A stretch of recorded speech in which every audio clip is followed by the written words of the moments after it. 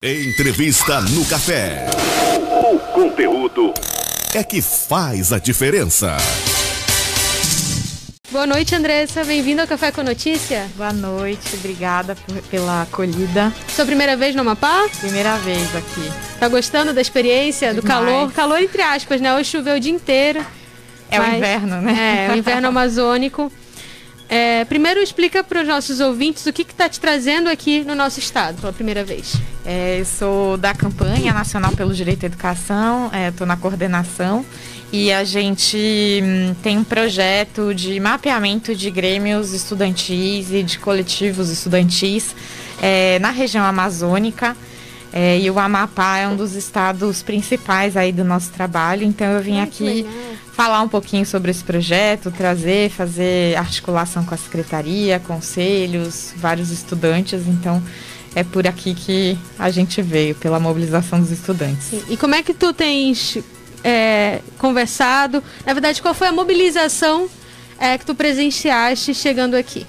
Então, hoje de manhã a gente teve um trabalho junto da Secretaria de Estado de Educação e que está com uma parceria com o Unicef, né, o projeto Travessias, que é um projeto de sucesso escolar, né, de busca ativa escolar com os estudantes para garantia de ensino e aprendizagem. E a gente fez uma oficina com alguns jovens do Travessias e também com jovens de escolas quilombolas do entorno, que estão no foco também do nosso projeto de grêmios, né? Para a gente compreender como é que, se esses grêmios existem, se não, como eles existem, e para a gente poder dialogar um pouco mais com esses estudantes que são, né, o nosso futuro. Então, sim, foi isso que a gente fez hoje de manhã. Depois a gente passou também em articulação com o Ministério Público e com a União dos Conselhos Municipais de Educação, um diálogo também muito bom com a CUFA, que é a Central Única das Favelas.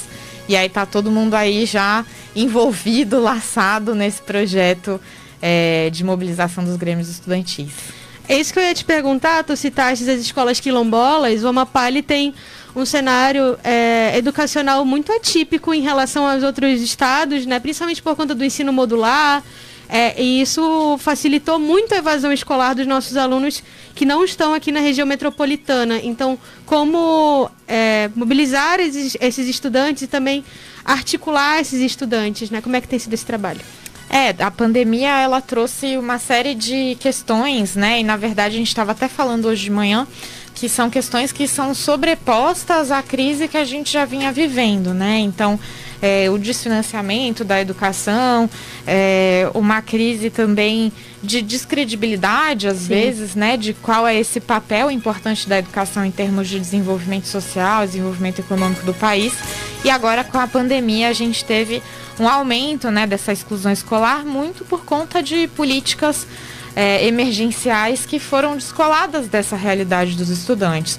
Muitas políticas foram realizadas à distância, sendo que boa parte dos nossos estudantes não tem acesso à internet, não tem tecnologias, né?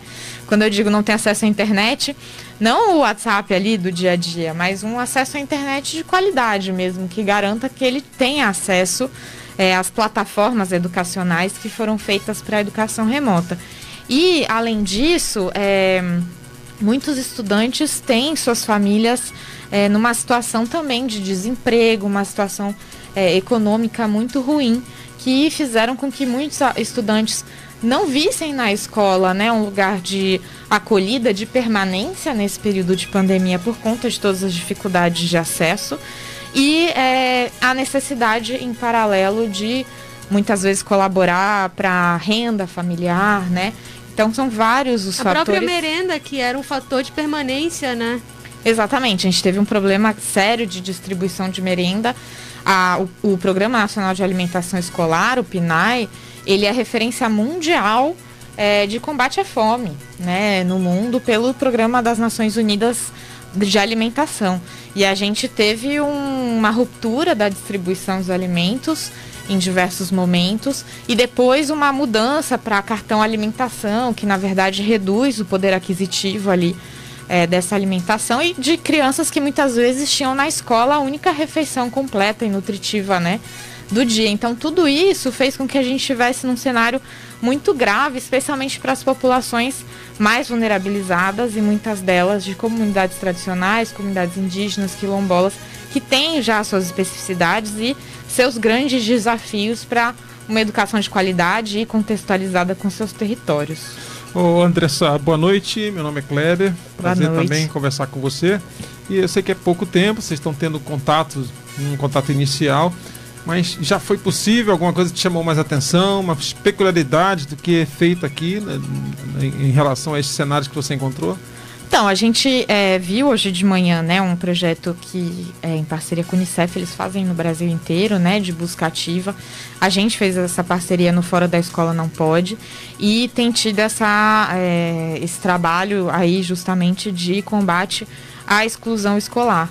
Mas aí, como a gente estava falando, existe a especificidade dessas populações tradicionais, do próprio território, né, as populações ribeirinhas também, que são um caso específico aqui da região, né?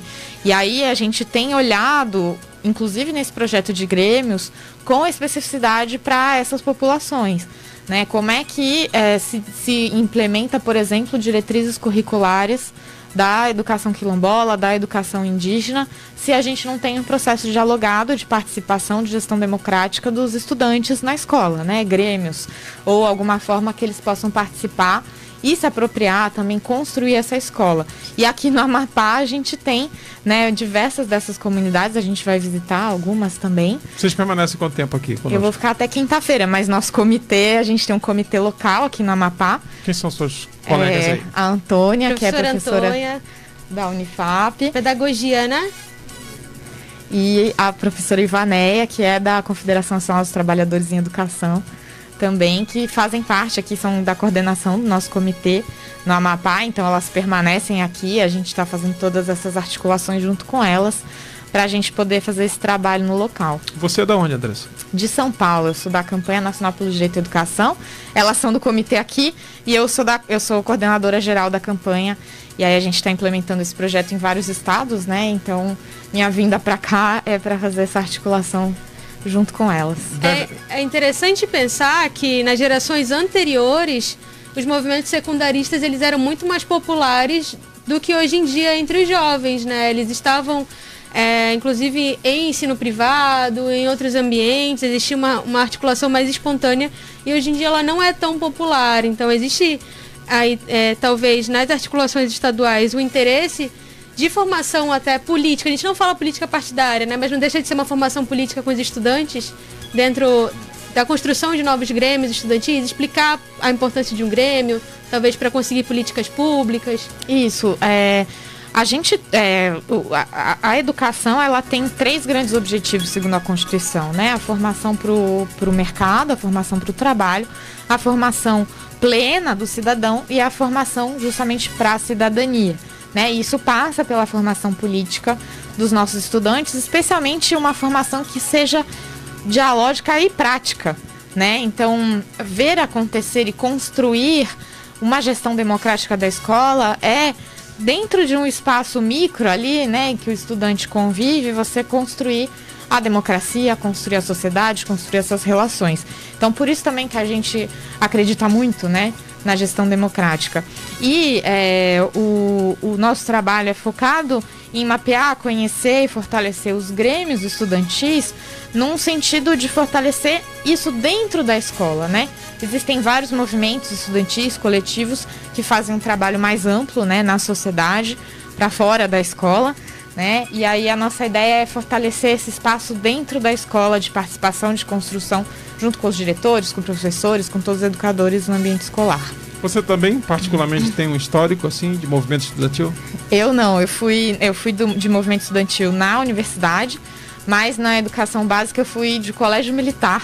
Então a gente não tinha, né, grêmio, não tinha grêmio, movimento estudantil. Eu fui representante de turma, né, no meu ensino fundamental e médio, mas a gente não tinha grêmio estudantil. E eu pude, né, durante a minha educação, estava até comentando com o pessoal do comitê hoje, sentir como é a diferença de você poder, de fato, participar das decisões, né? Para mim, quando eu era adolescente, não existia essa possibilidade.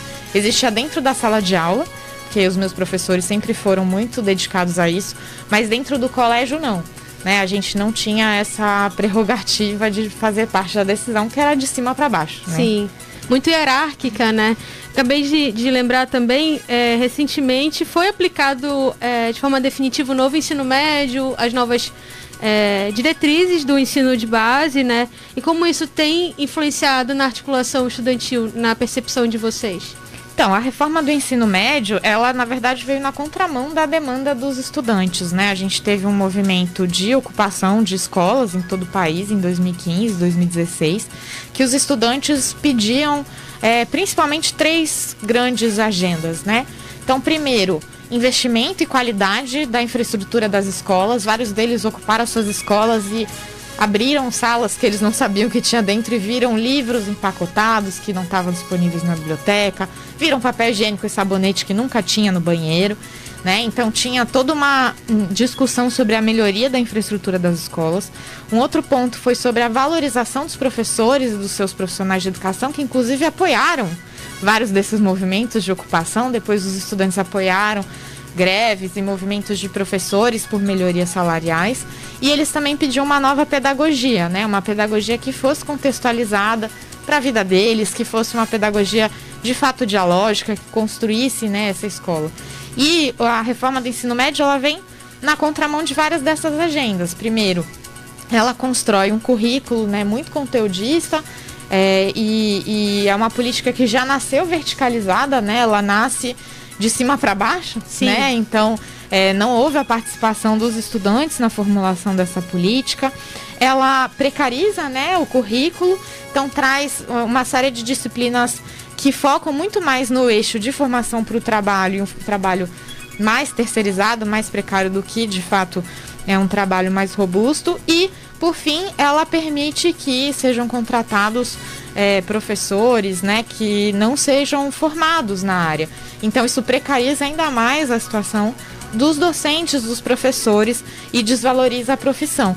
Então, tudo né, que os estudantes pediam, que era infraestrutura de qualidade, melhor e maior pedagogia e valorização dos profissionais, essa reforma vai ao contrário e ela não vem seguida de investimentos. Sim. Né? Então a infraestrutura das escolas continua precária, inclusive alguns caminhos formativos, como o de ciências, que pressupõem, por exemplo, laboratórios de ciência, uma série de infraestruturas para que ele possa de fato acontecer, não deve ser implementado em várias escolas, não vai ser opção para vários alunos, porque sequer a gente tem essa infraestrutura. Você fica até quinta aqui? Quinta-feira. Deve visitar outros municípios, não? Sim, a gente vai aqui do lado, né? Santana. Quilombo do Curiaú. Quilombo do Curiaú. Quilombo do Curiaú. Isso. Você vai se apaixonar pela APA. A escola do Curiaú, José Bonifácio, né? Foi uma das escolas onde eu estagiei na universidade. Por incrível que pareça, comunicação, estagiei em projeto de extensão de audiovisual e também nas escolas quilombolas de Santo Antônio da Pedreira e Abacate da Pedreira. Então fazia todo aquele trecho ali. E é uma estrutura, os alunos com muita vontade, muito aquilombados, que estudam a história da própria comunidade, que é uma coisa que não é comum no Amapá. A gente não estuda a história do Amapá nas escolas, mas com muita dificuldade. Em 2018, transporte escolar que comportaria 15 alunos, levando 30, 35. É muita dificuldade, assim, mas eu acredito muito que o movimento secundarista vai fazer toda a diferença, inclusive no período eleitoral, aí onde eu estou depositando a minha fé, minha energia, porque... E aí tem uma outra situação também que eu ia perguntar para vocês, se também, não sei se o trabalho geral acaba abarcando isso, porque são problemas generalizados de educação pós-pandemia, mas a questão do trabalho infantil e evasão escolar, aqui no Amapá a gente teve... Isso não foi mapeado diretamente, né, pelo IBGE. Eu cheguei a fazer uma apuração de forma independente para a GEDUCA, não sei se vocês conhecem, mas a questão do trabalho infantil aqui, principalmente com alunos do ensino fundamental 2, foi muito grande. Gente saindo da escola para trabalhar com os pais e não retornando, né? Então, como tem sido esse cenário de evasão escolar e busca ativa no Brasil e no Amapá? A gente fez um estudo, 8 estudos a gente lançou no ano passado, que chamam Infâncias e Adolescências Invisibilizadas. A gente tratou sobre qual era a situação da educação de crianças migrantes, de crianças de rua, crianças em territórios em situação de violência, crianças e adolescentes quilombolas, indígenas, do socioeducativo, enfim. E o trabalho infantil, a gente olhou para esses estudos de forma transversal, porque existe trabalho infantil nessas diversas áreas, né? Existe a criança que está na rua vendendo, né? O trabalho infantil na rua. Existe um trabalho infantil também no campo, né? E a gente trabalhou muito sobre essa questão. Aqui perdão, te interromper. Nas populações indígenas especialmente, né? Foi uma coisa que eu visualizei muito em loco, indo nas aldeias, muitos alunos deixando de estudar para trabalhar no campo, porque as escolas realmente não funcionaram por 2 anos, assim. E não funcionaram e não davam acesso também sequer remoto e algum apoio para estudar à distância, né? Então, e a gente tem uma cultura que favorece o trabalho, né? Existem brincadeiras, músicas, né?